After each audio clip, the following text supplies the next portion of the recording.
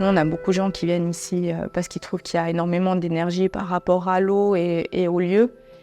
Quand on est dans le monde de tous les jours et qu'il y a énormément de bruit, de gens qui parlent et qu'on vient là et il n'y a pas un bruit, je trouve que ça fait vraiment du bien. Moi, je me sens bien ici dedans. C'est vrai que là, comme ça, j'ai pas peur, je me sens pas oppressée, je me sens vraiment apaisée ici dedans. Oui, alors ici, on se trouve à la grotte Fée à Saint-Maurice, dans le canton du Valais. C'est une grotte qui fait 1 kilomètre aller-retour. Et puis, on a une belle cascade avec un beau lac au fond. La différence avec d'autres, peut-être, c'est qu'elle est totalement naturelle. Ça a juste été un petit peu amélioré par l'homme, mais c'est l'eau qui a fait la totalité de la grotte. Et puis bon, on a ce lac au fond, c'est assez exceptionnel, avec cette cascade qui est aussi naturelle, qu'elle a toute l'année. Donc je crois que c'est ça qui peut attirer un peu les gens, c'est ce côté vraiment naturel. Et puis après, il y a la légende avec les fées, il y a les jeux pour les enfants, donc c'est aussi un peu amusant pour eux. Donc je pense que c'est tout ça qui fait qu'on vient ici. Alors on l'appelle la grotte aux fées parce qu'à la base, c'était une grotte où on mettait les moutons pour les préserver du loup et des ours. Et on l'appelait le trou aux fées. Parce que les fées, c'était moutons. Et puis en fait, avec les années, on a changé par la grotte et puis c'est passé de fée à fée, vraiment en français. Et puis c'était vraiment en patois, le fée. Et du coup, ça a tourné comme ça. Et puis après, avec la légende et autres. C'est pour ça que ça s'appelle comme ça aujourd'hui.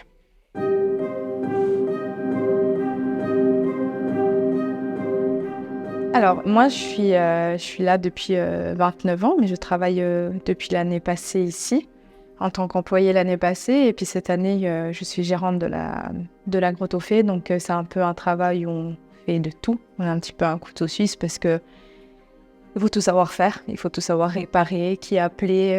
Enfin, voilà, c'est un peu... c'est assez polyvalent comme travail, ce que j'ai maintenant ici.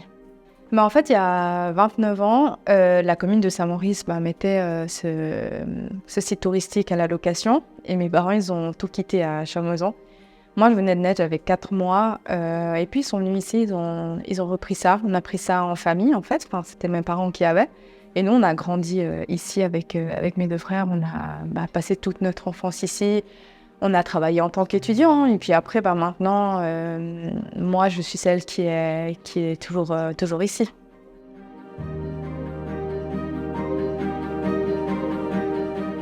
La grotte aux fées, c'est pas seulement juste la grotte où on vend les entrées et les gens vont visiter. Il y a les entrées, bien sûr, mais on a un petit restaurant. Donc, moi, j'ai repris la place de mon papa, donc je suis en cuisine aussi. Donc, on vend les entrées, la cuisine. Après, il y a tout ce qui est service, mais il y a aussi tout ce qui est entretien extérieur, entretien intérieur. On a tout ce qui est... on a un téléphérique militaire pour la marchandise, donc il faut aller acheter les marchandises et les prendre. Enfin voilà, c'est vraiment toute une gestion. C'est pas juste on est là, on vend les entrées et puis les gens rentrent. C'est vraiment énormément de travail à l'extérieur, à l'intérieur, au niveau de la restauration et autres. Moi, ce qui me motive à être là, c'est parce que c'est une histoire de famille. C'est 30 ans l'année prochaine qu'on est là. Moi, j'ai grandi ici. J'ai mes souvenirs d'enfance qui sont là, qui sont dans les forêts autour où on faisait des cabanes, qui sont dans la grotte. Vraiment, en haut, on a un petit appartement. Nous, on a vécu toutes nos vacances d'été là. Et pour moi, c'est important d'être là parce que c'est pas à nous, mais c'est à nous. C'est à notre famille. Ça fait tellement longtemps qu'on est là. Moi, j'aime ce métier, j'aime le contact avec les gens. Je me sens vraiment bien où je suis. Et j'ai envie aussi, c'est une autre génération qui reprend. Et c'est peut-être un peu différent aussi de la génération de nos parents.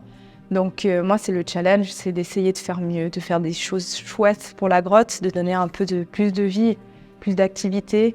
Et c'est ça, c'est vraiment ce challenge de continuer à faire fonctionner l'affaire familiale, mais avec une vision plus jeune. Mais moi, je veux faire connaître aux gens plus que juste la grotte, qui viennent découvrir. On a fait des fondus cette année dans la grotte. Et les gens, ils viennent peut-être pour d'autres choses aussi. Ils ont peut-être vu la grotte 40 fois, mais manger une fondue dans la grotte, ils n'ont pas fait. Donc moi, vraiment, c'est continuer à exploiter le potentiel, parce qu'il y a énormément de potentiel, mais il faut beaucoup travailler, être motivé, et puis du coup, en espérant être là les prochaines années et pouvoir exploiter le potentiel qu'il y a ici à l'extérieur, au restaurant et autres.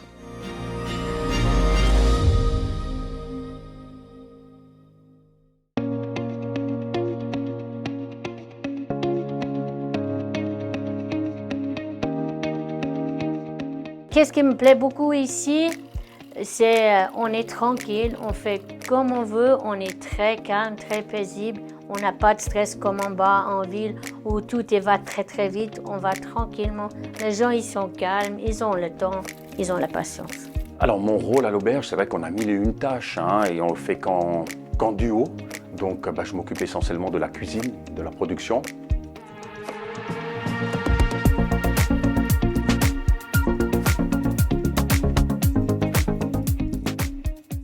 Nous, en fait, on achève la 6e année dans cette auberge. Et comment est-ce qu'on arrive dans une auberge à Mai? En 2015, on a acheté un petit chalet de nos rêves, qui était notre résidence secondaire, vraiment un maillat à l'alpage, un petit village de 20 chalets. Et puis un jour, s'est proposé cette opportunité de reprendre cette auberge de montagne en location d'abord. Il me fallait un changement de vie un peu radical. Et puis, je pense que le destin a fait le reste. Je suis irlandaise d'origine. Ça fait 30 ans que je suis en Suisse. J'ai fait tout mon parcours entre hôtellerie, mariée avec mon mari maintenant qui est à l'auberge ici à Mai, on est mariés. Et puis j'ai eu une fille, j'ai fait un parcours entre crèche, hôtellerie. Maintenant, je me suis trouvée ici à Mai depuis 6 ans. Et puis le fait d'avoir déjà ce chalet, d'avoir déjà choisi cet endroit, nous a permis de s'intégrer. Et puis ensuite, la tenue de l'auberge, les gens, ils y tiennent vraiment que cette auberge persiste. Il y en avait quand même 3 à l'époque, 2 restaurants plus une buvette. Tout ça a disparu, ainsi que l'école communale, ainsi que l'épicerie, que la banque, enfin, comme un peu dans tous ces petits villages. Mais ils tiennent à ce que subsiste cet esprit de village qu'on retrouve ici à l'auberge.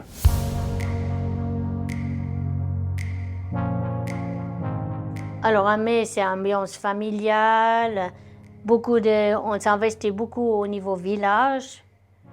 Quand il y a des petites fêtes au village, on se participe à tout. Là, le week-end passé, on avait le four à pain, on avait un petit marché. On essaye de faire un complément avec les villageois de Mai. Alors, s'il faut la démontrer, l'esprit de communauté, si on veut parler de cet esprit de village, comme je préfère dire, le pain, il y a eu une fournée au village samedi passé. Ils produisent environ 250-300 pains, des pains paysans, des pains au levain, avec un mélange de farine spéciale. Et puis les gens viennent de loin, même d'assez loin. Bien sûr, on a les locaux qui se régalent avec ce pain, mais c'est une preuve qu'il règne vraiment un esprit de village. Le pain, c'est le partage, tout simple, mais ça crée une dynamique autour de ce four à pain, une fois par mois, tous les derniers samedis du mois, selon le calendrier, mais c'est quelque chose de très représentatif de notre ambiance du village. Les gens de Mai s'appellent les Mellers. Très sympa, très convivial, ils nous acceptent bien, ils nous soutiennent beaucoup.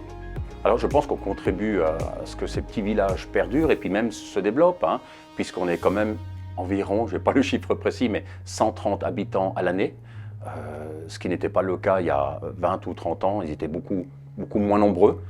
Et puis bien sûr que l'auberge reste un point central, puisque c'est le seul point central de rencontre des gens, et puis les gens nous le disent souvent qu'on a un rôle très important. Donc bien sûr qu'on est fiers, mais on ne fait pas ce métier pour cette fierté-là, mais on en est conscient que c'est important. On travaille beaucoup de produits régionaux, locaux, valais essentiellement, mais surtout de produits suisses. Et local, c'est tout ce qu'ils ont autour de Col de Planche, au-dessus de Martigny, on va Murat, Colombais, on peut pisciculture, les piscicultures de Rarogne, les vignerons sont tous autour.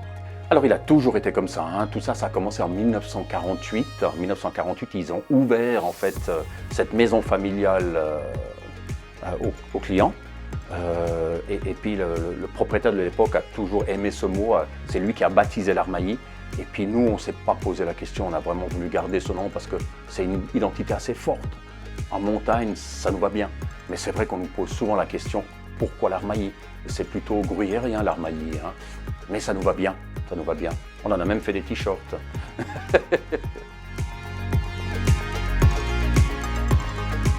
Alors c'est vraiment une histoire très familiale. Elle a commencé ici, c'était ici, le bistrot du village comme on l'appelle. La porte, ici, la fenêtre, et puis voilà, une dizaine de places avec 3-4 tables, le bar. Et puis au fur et à mesure, les anciens propriétaires, donc 4 frères et sœurs du village, ont développé cette auberge de manière vraiment fantastique. Je pense qu'ils ont su voir un peu le potentiel à travers le Tour des Dents du Midi aussi un petit peu. Mais il ne faut pas oublier qu'on est juste à 10, 12, 15 minutes de l'autoroute. Donc on est vraiment en retrait, mais accessible quand même facilement à tout le monde. Donc ils ont ragrandi avec une véranda qui est vraiment sublime, une terrasse avec une vue sur la plaine, waouh, fantastique. Et puis ensuite dans l'autre bâtiment à côté, développer les dortoirs, et ce qui fait à ce jour une structure quand même importante. Notre devise, c'est d'accueillir les clients comme lorsqu'on accueille quelqu'un à la maison, hein.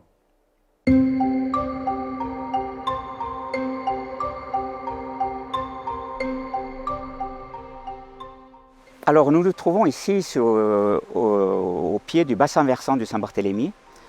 Donc les gorges qui nous entourent récupèrent toutes les eaux de ce bassin versant. Ensuite, le chenal d'écoulement, c'est la gorge du Saint-Barthélemy. Et ce torrent après va s'écouler sur le cône d'éjection du Bois Noir pour aller jusqu'au Rhône. Au niveau du paysage qui nous entoure, le barrage du Saint-Barthélemy, dans le cadre d'un mandat politique, j'ai eu l'occasion de suivre les travaux de réfection de ces ouvrages qui ont été réalisés dans les années 2000-2004. Alors le Saint-Barthélemy, c'est une longue histoire de catastrophe. Les chroniques retiennent la catastrophe du VIe siècle, où une montagne se serait effondrée et aurait créé une grande partie du Bois Noir.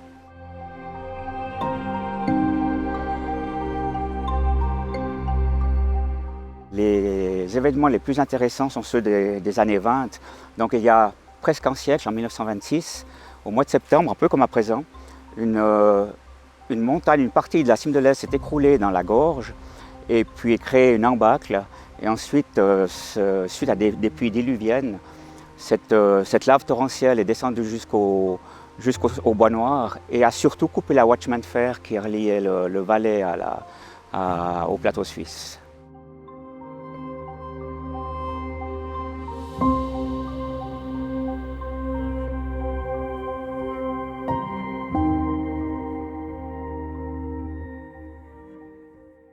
Alors cette problématique, le problème de ces catastrophes jusqu'en années 1850, elle n'avait aucune conséquence au niveau de la plaine. Par contre, à partir de 1860, on avait la Watchman Fair qui traversait le Bois Noir. Et puis au début du XXe siècle, le Valais industriel a commencé à se développer puisqu'on avait dans les années 20 les premières usines chimiques à Viège, les usines d'aluminium à Chipis.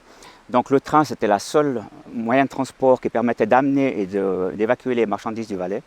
En plus, la culture fruitière, culture des légumes aussi en Valais s'était développée. Il fallait pouvoir amener ces produits jusque dans les villes de Lausanne et Genève. Donc le train était absolument primordial. Les CFF ne pouvaient pas admettre que de temps en temps, régulièrement, la Watchman Fair soit coupée.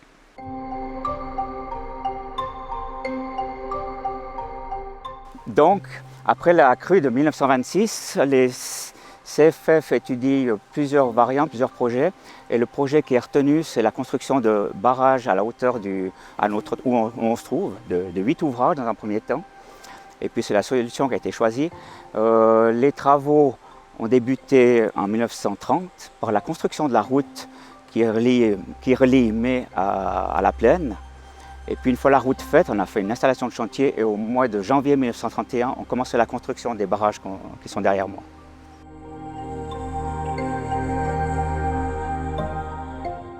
Le nom technique, c'est un seuil, mais c'est la hauteur qui fait que, ma foi, c'est assimilé à un barrage. C'est vrai, quand on parle barrage, on parle retenue d'eau, alors que là, le rôle de ces ouvrages, c'est de retenir des matériaux, d'empêcher l'érosion des rives, droite et gauche, Et puis surtout aussi de limiter la vitesse de l'eau, parce qu'au pied du mur, l'eau repart à 0 km, à vitesse zéro. Et ça diminue la possibilité de transport.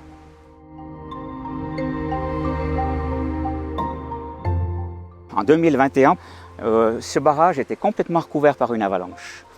Donc c'est vrai que chaque printemps, il y a des travaux de remise en état. Ils essayent de remettre en place la passerelle, ce qui est fait relativement facilement.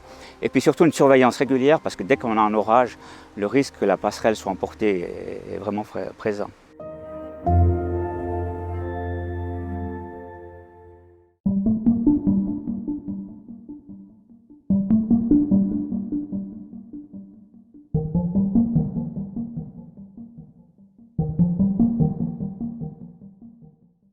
Donc je suis originaire du village de Mai. Mes grands-parents vivaient à Mai au moment de la construction des barrages. Mon grand-papa était facteur et ma grand-maman, au moment de la construction, a ouvert un petit magasin qui permettait aux ouvriers, aux 300 ouvriers qui étaient ici sur place, d'aller se ravitailler. Et puis mon papa me racontait aussi la locomotive qui permettait d'amener le matériel et les gens depuis le village jusque sur le chantier passait sous la fenêtre de leur cuisine. Alors ils ont le souvenir de cette locomotive, de se promener sur les Watchman Fair, sur la Watchman Fair. Donc il faut s'imaginer que Mai jusqu'en 1930 était un village, c'était un chemin muletier qui permettait d'accéder au village. Donc c'était une population qui vivait quasiment en autarcie. Alors dès que la route a été construite, un hôtel s'est construit 2 ans après sur Mai. Et puis les gens ont pu aller soit travailler soit ici, soit sur la plaine. C'était à la fois un bien et un mal parce qu'après il y a les gens ont quitté le village, ont été travailler en plaine, des conditions plus faciles. C'est vrai que ça a eu un avantage et un inconvénient. Ouais.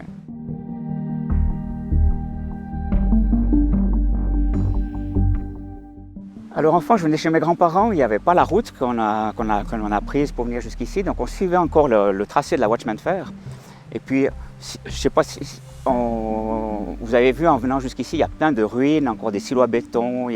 Alors c'est vrai que c'était toute une histoire qui est encore qui était racontée par ma grand-maman, mon grand-papa quand on venait ici. Oui, c'était très intéressant. Ouais. Donc mon grand-papa était facteur ici à Mai. Et dans le cadre de son travail, il recevait et il distribuait le courrier aux ouvriers du chantier. Il envoyait en Italie les mandats postaux ou l'argent que les ouvriers envoyaient à leur famille sur place. Et puis, un truc assez intéressant aussi, c'est que tous les 15 jours, il montait depuis Saint-Maurice avec la paye des ouvriers jusqu'à la poste. Après, je pense que les responsables du chantier venaient chercher l'argent là et faisaient les bustes. Ouais.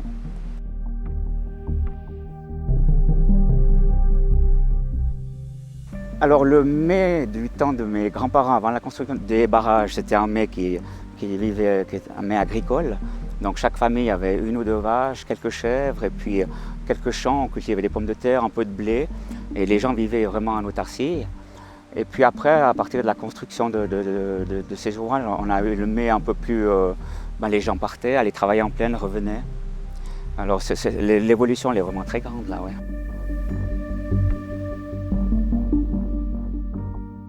Au niveau de l'histoire du village, dans les années 60, il y avait moins de 70 habitants. Le village se mourait. Et puis après, il y a eu un peu un retour à la campagne. Et puis il y a eu surtout une institution pour jeunes en difficulté, la Fontanelle, qui est venue s'établir à Mai. Les éducateurs sont venus là. Et leurs familles, on a pu rouvrir l'école pendant quelques temps.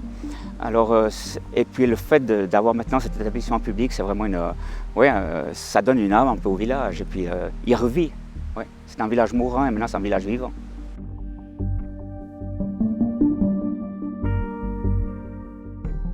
Alors en 1930, donc les travaux avaient déjà commencé, la route était déjà en construction. Une lave torrentielle très importante est venue, c'était au mois d'octobre je crois. Et cette lave torrentielle a à nouveau atteint la plaine et coupé la Watchman Fair. Il faut s'imaginer, c'est une vague d'une dizaine de mètres de haut qui arrive à la sortie de la gorge, à la hauteur du hameau de l'Arras, et qui se répand sur le bois noir. Ça devait être un bruit extraordinaire, ça devait être quelque chose de dantesque. Ouais. Sur le barrage qui est derrière moi, il faut s'imaginer qu'il y en avait encore 2 ouvrages plus hauts, qui faisaient entre 10 et 15 mètres. et ces ouvrages sont actuellement complètement recouverts. Donc on a à nouveau des conditions qui permettraient à une lave torrentielle, peut-être pas aussi importante que celle de 1930, mais d'arriver en plaine. Par contre ici, il n'y a plus moyen, possibilité d'intervenir. Alors l'idée pour le futur, c'est plutôt d'intervenir au niveau de la plaine en créant on appelle ça un dépotoir qui permettrait aux laves torrentielles de s'étaler dans le bois noir. Alors on a encore régulièrement des événements catastrophiques, enfin pas catastrophiques mais importants. Le dernier c'était le 1er août de cette année où une lave torrentielle a atteint la route cantonale, a juste passé sous le pont de la Watchman Fair et de la route cantonale au niveau du bois noir. Un peu plus en arrière, en 2020, aussi également une lave torrentielle a entraîné un bloc qui fait près de 500 mètres cubes sur environ 200 mètres et il a sauté le barrage A. Alors ce torrent s'appelait le Nant de la Mare. C'était le Nant de la Mare jusqu'en 1636 où un événement catastrophique assez important a bouché la vallée du Rhône. Ça a créé un lac venant d'Eviona jusqu'à la hauteur du Trien. Puis comme on n'avait pas de moyens techniques d'empêcher ces laves torrentielles, on a baptisé le torrent Saint-Barthélemy et on a construit une chapelle à l'Arras.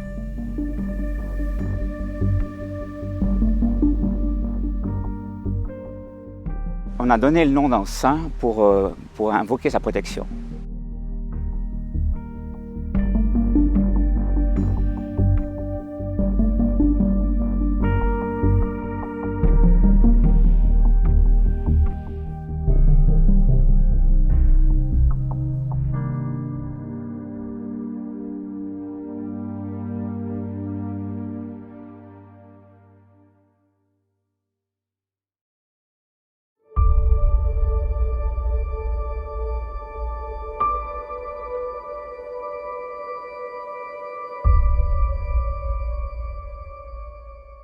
Le site de Salanves se situe en fait dans le parc naturel de la vallée du Trien. J'ai participé aussi au début à cette création. L'accès se fait par la vallée du Trien depuis Martigny, donc il faut monter dans la vallée sur Salvan.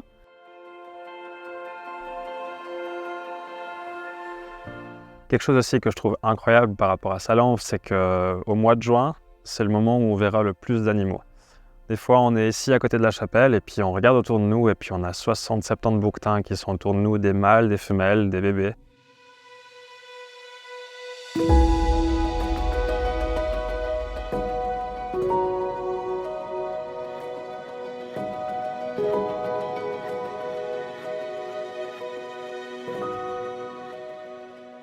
Les 7 communes me sont chères quand même, mais par contre, c'est vrai que j'ai toujours dit si un jour je dois déménager dans la vallée du Trien pour des raisons professionnelles ou des obligations, ça serait à Trien.